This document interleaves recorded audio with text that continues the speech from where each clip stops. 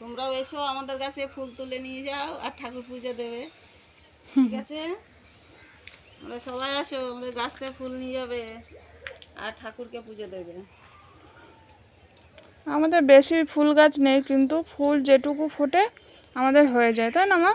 হ্যাঁ, আমাদের গাছ ছিল না, ছোট জায়গা, এই দেখো ছোট্ট জায়গা একদম। কিন্তু আমরা ঠাকুরকে প্রত্যেকদিন ফুল দিই তো, তা আমরা এই গাছগুলো দুটো একটা লাগিয়েছি সব। আর তুলসী গাছ তো ভর্তি, তুলসী গাছ।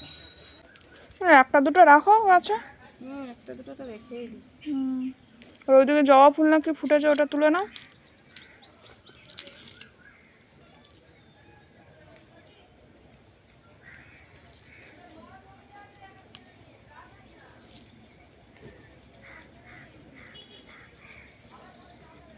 যা ফুল হয় আমার ঠাকুর দেওয়া হয়ে যায়। আগে তো একটা ফুল ছিল না, লোকের কাছে যেতে হয়, তাও অনেকেই অনেক কিছু বলতো।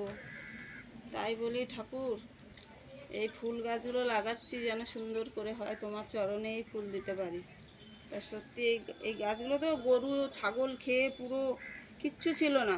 এই যে এখান থেকে, এই যে এইখানটায় ফাঁকা না, এইখান থেকে আসে, তা লাস্টে এইখানটায় হালকা করে একটুখানি ঘিরা দেওয়া হয়েছে, পরে আবার বড় করে সব ঘিরা দেওয়া হবে।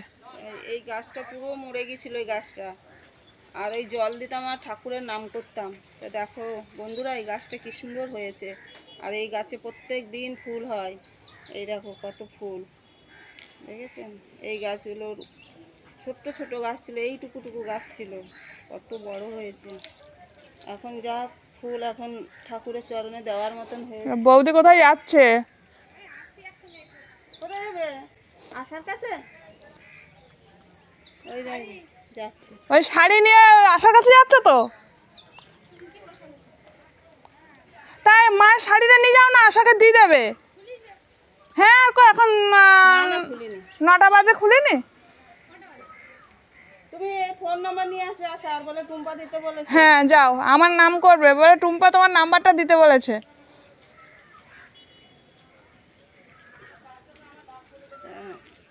এই যে বন্ধুরা, এগুলো তো লক্ষ্মী জবা, এগুলো দেখেছেন কত সুন্দর, দেখলে মনে হয় সত্যি লক্ষ্মী জবা। মায়ের চরণে দেব, মা লক্ষ্মী, মা বড় মার চরণে দেব, সুন্দর লাগবে, মনটাও ভালো লাগবে। কটা ফুটেছে? 4টে ফুল ফুটেছে। একটা, একটা, দুটো, এই তিনটে ফুটেছে না?